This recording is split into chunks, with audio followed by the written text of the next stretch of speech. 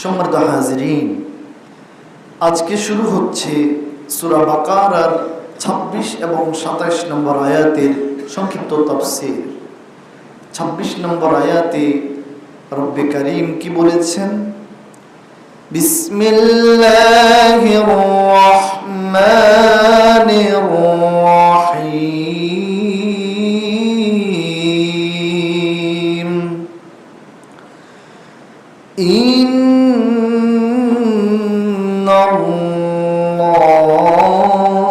ইন্নাল্লাহা লা ইয়াস্তাহয়ী আন ইয়াদরিবা মাসালান মা বা'উদাহ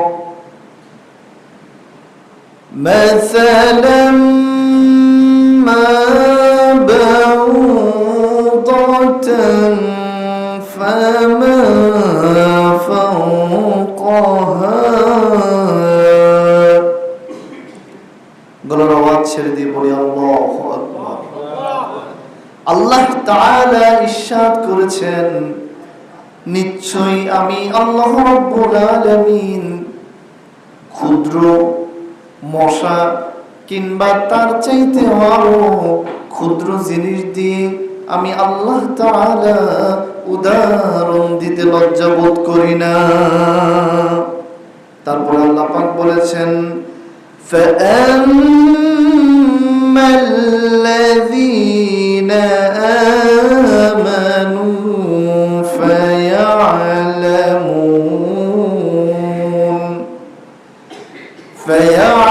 ফায়া'লামুনা আন্নাহুল হাক্কু মির রাব্বিহিম।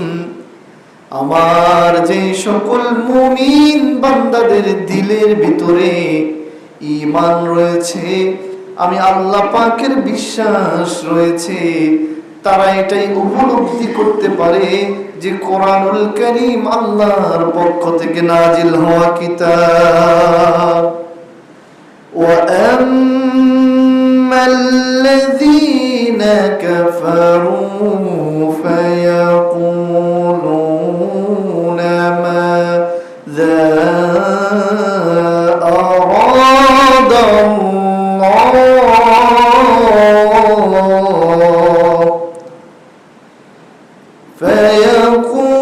فيقولون ماذا أراد الله بهذا مثلا। আল্লাহ পাক বলেছেন, আর কাফেরদের দিলের ভিতরে তো কোনো ঈমান নাই, ঈমানের ছিটে ফুটেও নাই।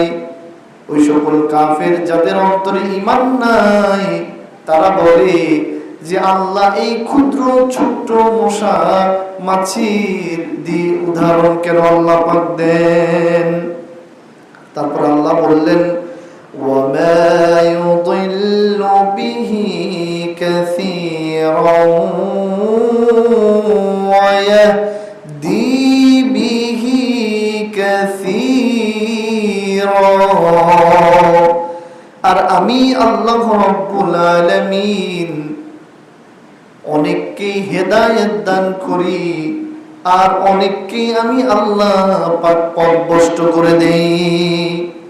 সর্বশেষ আল্লাহ বললেন, ওয়ামা ইউদিল্লু বিহি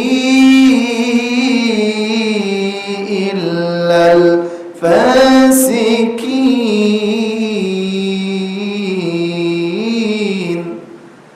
আর প্রকৃত অর্থে যারা পথভ্রষ্ট তারাই হচ্ছে ফাসিক।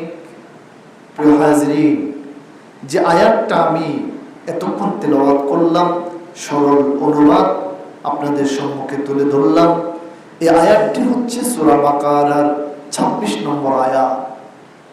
এই আয়াতটি বুঝতে হলে আমাদেরকে আগের আয়াতগুলোর দিকে যেতে হবে।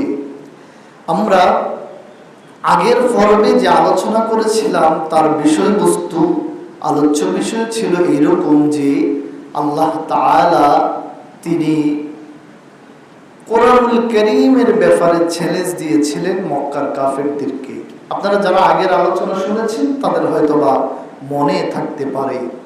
তো আল্লাহ কাফেরদেরকে চ্যালেঞ্জ দিতে গিয়ে আল্লাহ তাআলা বলেছেন, ও আবার কাফেররা, হে কাফেররা, তোমরা যে বলো কোরআন মুহাম্মদের বানানো গ্রন্থ, কোরআন মুহাম্মদ বানিয়ে বলে, তাহলে তোমরা কোরআনের মতো একটি কোরআন নিয়ে আসো। কাফেররা পারে নাই। আল্লাহ বললেন, তাহলে 10টি সূরার মতো সূরা নিয়ে আসো। কাফেররা তাও পারে নাই। রব্বুল আলামিন সর্বশেষ বললেন যে অন্তত একটি সূরার মতো সূরা নিয়ে আসো। তাও কাফেররা পারেন নাই। কাফেররা না পারার পরেও তারা রাসূল সাল্লাল্লাহু আলাইহি সাল্লামকে অপবাদ দিতে তারা বন্ধ হন নাই, ক্ষান্ত হন নাই। সুতরাং ওই সকল কাফেরদের কথা বলতে গিয়ে রব্বুল আলামিন মশার সাথে কাফেরদেরকে তুলনা করেছেন। জোরে বলুন না সুবহানাল্লাহ। কাফেরদেরকে রব্বুল আলামিন কিসের সাথে তুলনা করেছেন? মশার সাথে তুলনা করে রব বললেন, নিশ্চয়ই আল্লাহ মশার এবং মশার চাইতে আরো ছোট জিনিস দিয়ে উদাহরণ দিতে, উপমা দিতে, বুঝাতে রব্বুল আলামিন লজ্জা বোধ করেন না। যারা আমার মুমিন বান্দা তারা জানে কোরআন আমার পক্ষ থেকে, আর যারা কাফের তারা বলে আল্লাহ কি পেয়েছে, আল্লাহ এই মশা মাছি দিয়ে উদাহরণ কেন দেয়? এই কথাটাই এই আয়াতে তুলে ধরা হয়েছে। প্রিয় হাজরিন, মশা এমন একটা প্রাণী আমরা সবাই চিনি তো নাকি? সবাই আমরা মশা চিনি কিনা? এই মশা নিয়ে বিজ্ঞান অত্যন্ত গুরুত্বপূর্ণ কিছু তথ্য বের করেছে এবং সেই তথ্যগুলো আজকের বিজ্ঞান মানুষের সম্মুখে তুলে ধরেছে। আমি তো সবগুলো আপনাদেরকে শোনাতে পারবো না, তার মধ্য থেকে অন্তত কয়েকটি তথ্য আপনাদেরকে শোনাতে চাই যে আজকের বিজ্ঞান মশার ব্যাপারে কি তথ্য দিয়েছে। আজকের বিজ্ঞান প্রমাণ করেছে পৃথিবীতে 2700 অর্থাৎ 2700টি মশা রয়েছে। যারা বলুন না সুবহানাল্লাহ। পৃথিবীতে মশা রয়েছে কত জাতে? 2700। আপনি কল্পনা করতে পারেন মুসলমান, 2700 রকমের মশা আল্লাহ এই পৃথিবীতে সৃষ্টি করেছে। তারপরে মশা আমাদেরকে প্রতিদিন রাতে কম বেশি ইনজেকশন দেয়, মশায় কামড়ায়। এই যে মশায় আমাদেরকে কামড়ায় প্রতিদিনে, প্রতি রাতে, মশা আমাদেরকে সবচাইতে বেশি যে রাত্রে কামড়ায় সেই রাতের নাম হচ্ছে পূর্ণিমার রাত। কিসের রাত? পূর্ণিমার রাতে মশা সবচেয়ে বেশি কামড় দেয়, আপনাকে আমাকে ইনজেকশন দেয়। তারপরে বিজ্ঞান প্রমাণ করেছে পুরুষ মশার চাইতে নারী মশার হায়াত বেশি। তার মানে মশার ভিতরেও পুরুষ মশা আছে, আবার নারী মশাও রয়েছে। তো পুরুষ মশার চাইতে নারী মশা বেশি দিন বেঁচে থাকে, এই তথ্যটাও বিজ্ঞান দিয়েছে। তারপরে বিজ্ঞান প্রমাণ করেছেন যে মশার 48টি দাঁত রয়েছে। মশার দাঁত রয়েছে কয়টি? 48টি। আমরা ছোটবেলা থেকে আমাদের আপনজনদের থেকে, দূরের মানুষ থেকে, কাছের মানুষ থেকে শুনে আসি যে মায়ের থাপ্পড়ের লগে 32টা দাঁত ফেলে দিব, কিন্তু আমরা অনেকেই গণে আমাদের দাঁত 32টা হয় না। আপনারা আজকে বাসায় গিয়ে গণে দেখবেন, আপনার দাঁত দেখবেন একেবারে 32টা নাই, আরো কম আছে, 29টা, 30টা, 31টা এরকম। তাহলে মানুষ এত বড় প্রাণী, সেই মানুষকে আল্লাহ 32টা দাঁত দিয়েছেন, এটা মেনে নিলাম। আর যে মশাকে আল্লাহ পাক দাঁত দিয়েছেন 48টা। আমার প্রিয় ভাইরা, মশা সাহেবের দাঁত কয়টা? 48টা মশার দাঁত রয়েছে। এরপরে আসুন, বিজ্ঞান আরো কি তথ্য দিয়েছে। পৃথিবীতে প্রাণীর কামড়ে মানুষের যে মৃত্যু হয়, বাঘে কামড় দিলে মানুষের মরণ হয় কি হয় না? হয়। বিষাক্ত সাপে কামড় দিলে মানুষের মরণ হয়। আর অনেক প্রাণী আছে যেগুলোর কামড়ে মানুষের মরণ হয়। কিন্তু আজকের বিজ্ঞান একথা প্রমাণ করতে বাধ্য হয়েছে, একথা প্রমাণ করতে তারা উপনীত হয়েছে যে সবচাইতে এই পৃথিবীতে মশার কামড়ে মানুষের বেশি মৃত্যু হয়। আল্লাহু আকবার বললেন না?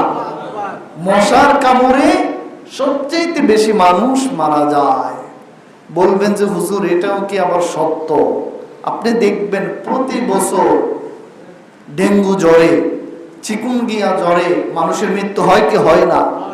মানুষের মৃত্যু থেকে বাঁচার জন্য আমাদেরও তো অনেক আয়োজন। হ্যাঁ, কত রকমের মশার কয়েল বাজারে আছে না নাই? কি বলেন, কয়েল আছে না? তারপরে কয়েল দিয়ে কাজ না হলে এবার মশার জন্য বাজারে নিত্য নতুন ব্যাট তৈরি হয়েছে কি হয় নাই? হয়েছে। ব্যাট দিয়ে মশার সাথে ব্যাডমিন্টন খেলতে হয়, আর মশা বেচারা এই ব্যাটের সাথে লেগে তার প্রাণ চিরতরে হারিয়ে ফেলে। তারপরে মশা থেকে বাঁচার জন্য নানান রকমের স্প্রে রয়েছে, আরো কত কিছু। তার মানে বোঝা গেল রব্বুল আলামিন শুধু ক্ষুদ্র মশা দিয়ে কাফেরদেরকে বুঝাতে যান নাই, কাফেরদেরকে তুলনাও করেন নাই, বরং এই মশা দিয়ে হাজার হাজার মানুষের রিজিকের ব্যবস্থা রব্বুল আলামিন করেছেন। সুবহানাল্লাহ। কতগুলো মশার কয়েলের ফ্যাক্টরি, কতগুলো মশারি, তারপরে কত ধরনের মশার ব্যাট, তারপরে মশার থেকে বাঁচার স্প্রে। তারপরে শহরে গঞ্জে দেখবেন যে মশার হাত থেকে বাঁচার জন্য আপনার কি করে নানান প্রচেষ্টা করে। মশা এত মানুষের মৃত্যু ঘটায়, মশার কামড় এত ভয়ঙ্কর। দেখুন, করোনা ভাইরাস অত্যন্ত কঠিন একটা রোগ ছিল। করোনা ভাইরাস এসে তার শক্তি খাটিয়ে এখন দুর্বল হয়ে ফিরে গেছে। আর অনেক রোগী পৃথিবীতে এসে দুর্বল হয়ে গেছে। কিন্তু মশার কামড়, ডেঙ্গু, চিকুনগুনিয়া এই রোগগুলো এখনো দুর্বল হতে পারে নাই। প্রতি বছর অনেক মানুষের মৃত্যু হয় এই মশার কামড় থেকে। তো রব্বুল আলামিন সেই মশার সাথে কাফেরদেরকে তুলনা করেছেন। রব্বুল আলামিন মশার সাথে কাফেরদেরকে কেন তুলনা করেছেন? আরো সুন্দর, আরো বিস্তারিত আল্লাহ তাআলা সূরাতুল আনকাবুতের মধ্যে ইরশাদ করেছেন। শুধু মশা কেন, মশার চাইতেও আরো ক্ষুদ্র, মশার চাইতেও আরো ছোট জিনিস দিয়ে আমি আল্লাহ উদাহরণ দিতে, মিসাল দিতে, এক্সাম্পল দিতে আমি আল্লাহ লজ্জা বোধ করি না। আল্লাহ পাক বলেন, কাফেররা শোনো, তোমরা যে আমি আল্লাহকে বাদ দিয়ে একাধিক ইলাহকে ডাকো, একাধিক দেউলিয়াকে ডাকো, সুতরাং তাদের ব্যাপারে আমি কি বলি শোনো। আল্লাহ পাক বললেন, মাসালুল্লাযীনা তাখাযু মিন দুনিল্লাহি আউলিয়া কামাসালিল আনকাবুত ইত্তাখাযাত বাইতা ওয়া ইন্না আওহানাল বুয়ুতি লাবাইতুল আনকাবুত লাউ কানু ইয়ালামুন।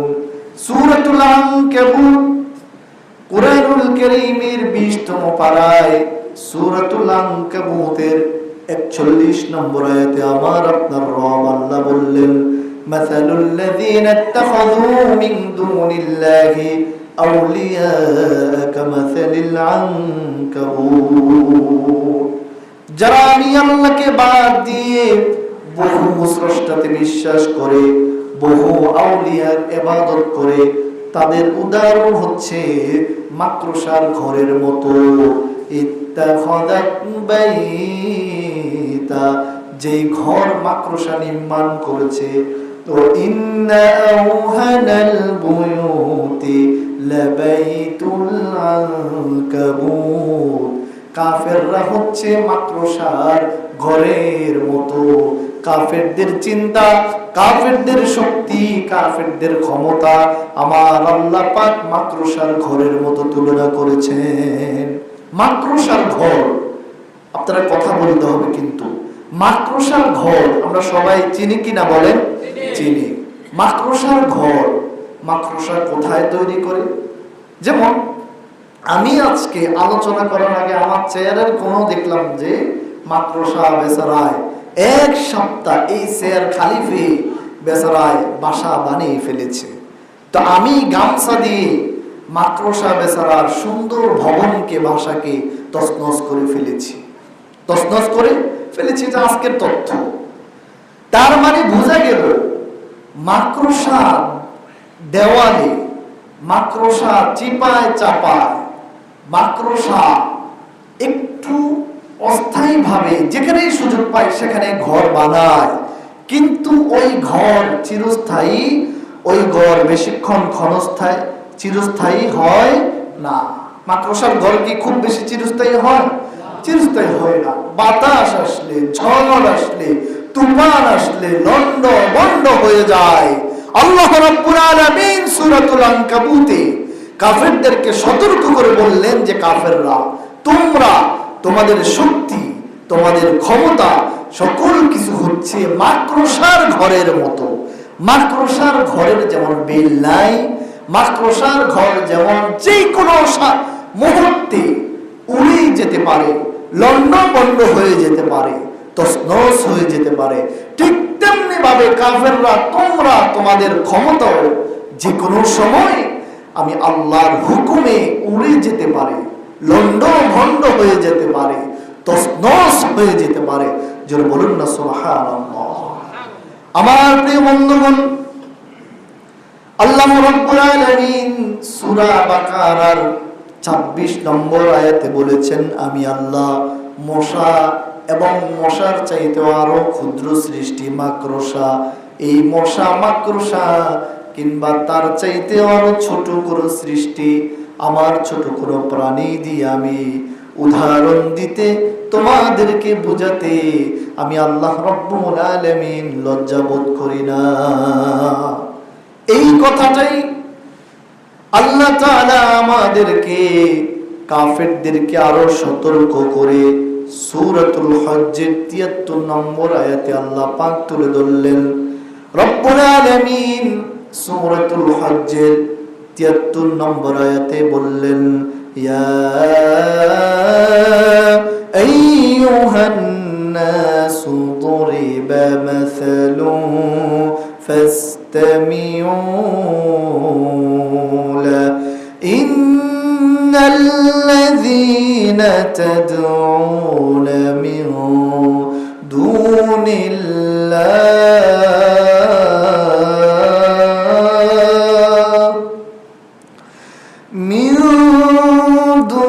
দুনিল্লাহি লা ইয়াখলুকু যুবাবান ওয়ালাউ ইজতামাউ লা ওয়া ইয়সলুবহুম যুবাবু শাইআন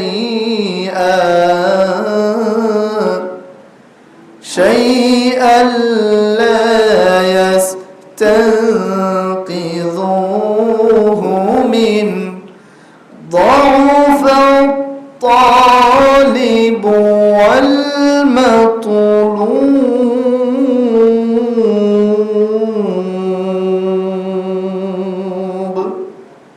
আল্লাহু আকবার বলেন সবাই।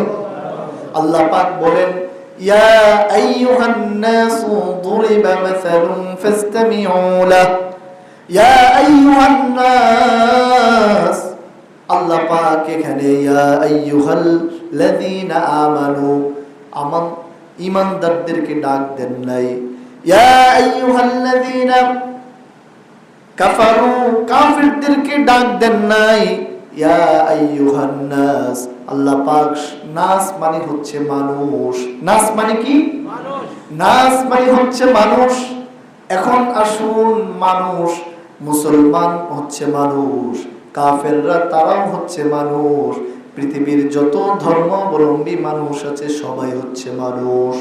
সব মানুষদেরকে আল্লাহ পাক রব্বুল আলামিন ডাক দিয়ে বললেন, ইয়া আইয়ুহান নাস, ওহে মানুষেরা, পৃথিবীতে যত মানুষ তোমরা আছো, তোমরা আমার কথা শোনো। দুরিবা মাসালুন ফাসতামিউ লা, তোমাদের জন্য একটি উদাহরণ, একটি এক্সাম্পল, একটি মিসাল আমার পক্ষ থেকে আমি দিচ্ছি, তোমরা সবাই শোনো। এই উদাহরণ মিসালটি আমাদেরকে শুনতে যিনি বলেছেন, আওয়াজ উঁচু করে বলেন তিনি কে? আল্লাহ। আল্লাহ বললেন, ইয়া আইয়ুহান নাস দুরিবা মাসালুন ফাসতামিউ লা, হে পৃথিবীর সব মানুষেরা, তোমাদের কাছে আমি আল্লাহর পক্ষ থেকে একটি উদাহরণ আমি আল্লাহ দিচ্ছি, তোমরা এটা মনোযোগ দিয়ে শোনো। এটা গভীর মনোযোগ দিয়ে তোমরা শোনো। মনোযোগ দিয়ে আমাদেরকে শুনতে বলেছেন কে? আল্লাহ। কি বলেছেন আল্লাহ? ইন্নাল্লাযীনা তাদউনা মিন দুনিল্লাহ, আল্লাহ পাক রব্বুল আলামিন বললেন, তোমরা যে আল্লাহকে বাদ দিয়ে নিজেদের হাতে খড় কুটা দিয়ে মূর্তি বানাও, মাটি দিয়ে মূর্তি বানাও, নিজেরাই বানিয়ে বানিয়ে সেগুলোকে সামনে রেখে তাদেরকে ডাকো, তাদের উপাসনা করো।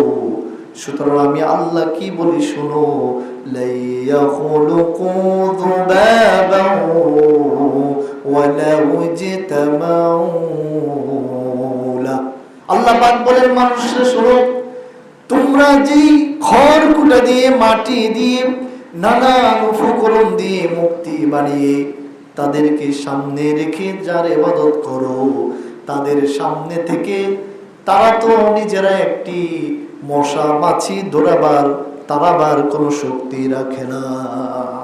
এই যে মানুষ নিজের হাত দিয়ে মাটি দিয়ে মূর্তি বানায়, মাটি দিয়ে খড়কুটা দিয়ে মূর্তি বানায়, উপাসনালয় বানায়, সেগুলোকে সামনে রেখে ইবাদত করে, সেগুলো তাদের গায়ে যদি কোনো মশা মাছি বসে, সেগুলো কি তারা দৌড়াতে পারবে? দৌড়াতে পারবে না। আল্লাহ পাক এটাই বললেন যে তারা তো কোনো কিছুই দৌড়াতে পারবে না, তারা তো নিজেদের জন্য কিছু করতে পারে না।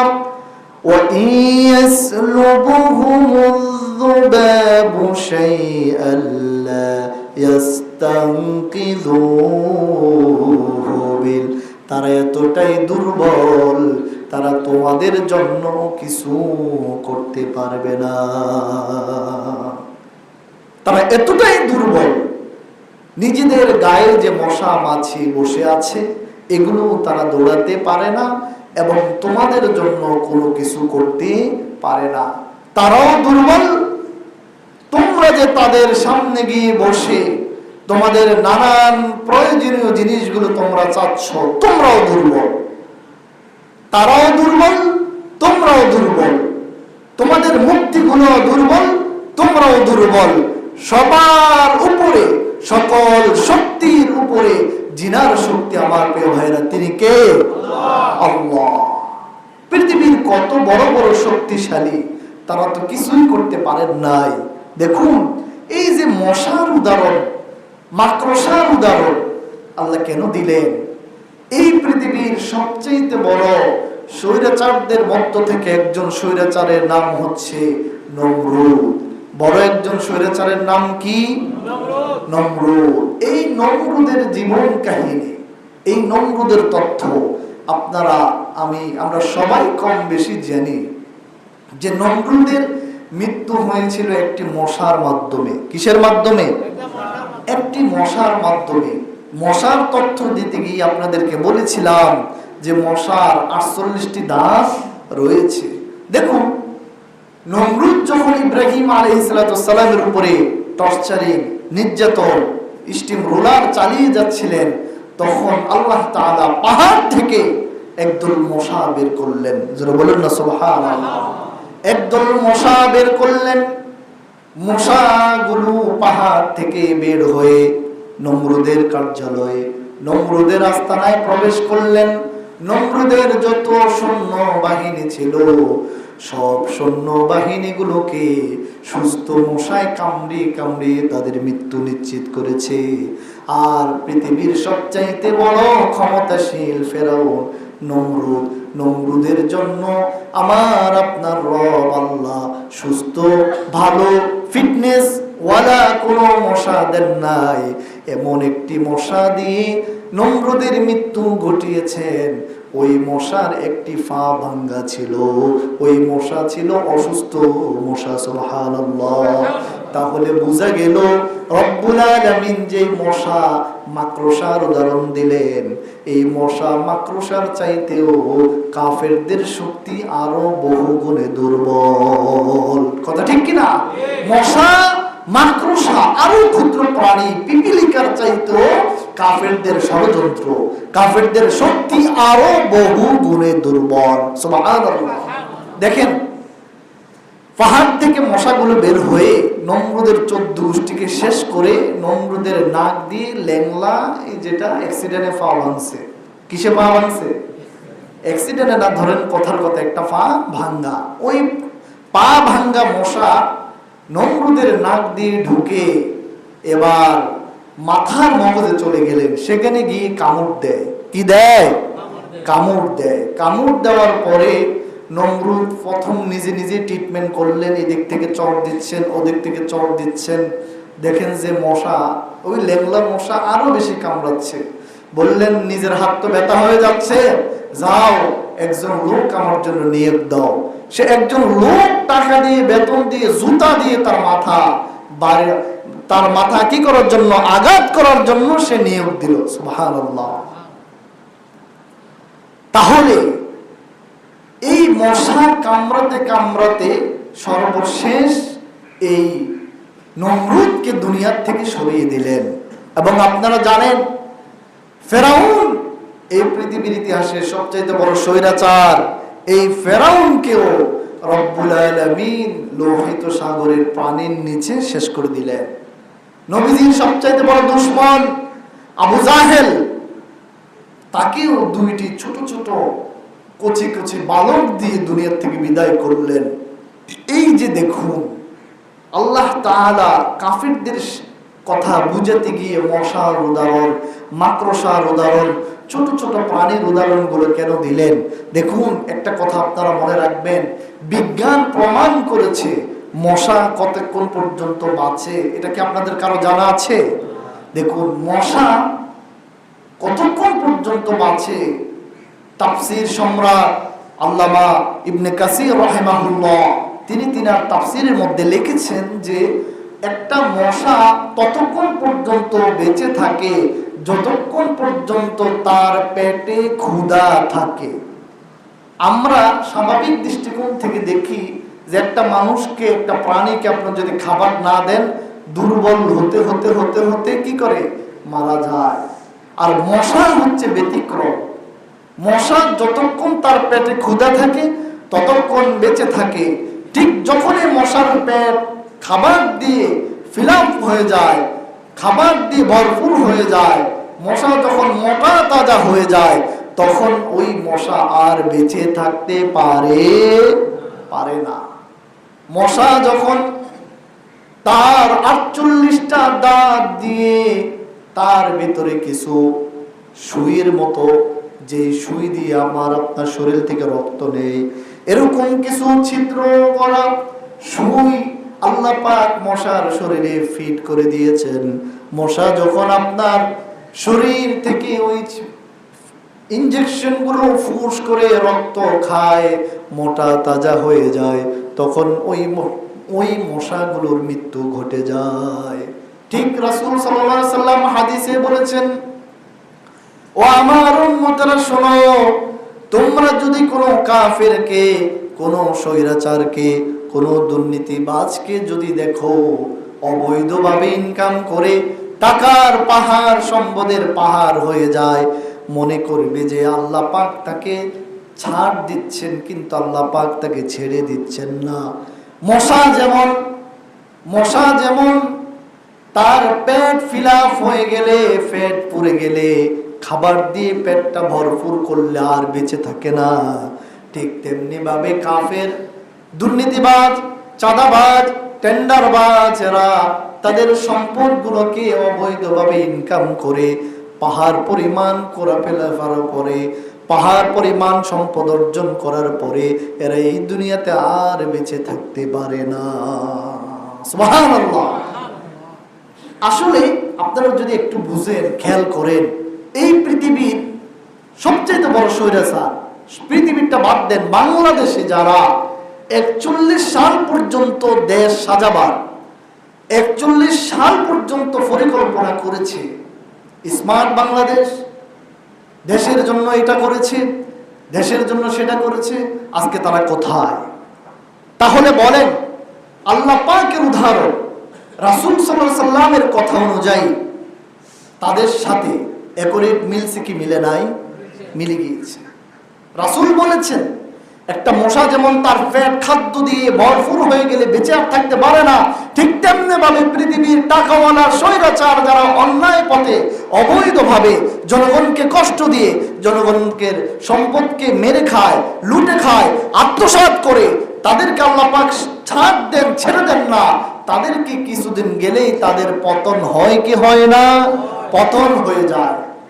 এমন ভাবে পতন হয় যে তারা তাদের আপন ঠিকানায় থাকতে পারে না, এমন ভাবে পতন হয় যে তারা তাদের আপন সব কিছু ছেড়ে দিয়ে তাদেরকে চলে যেতে হয়।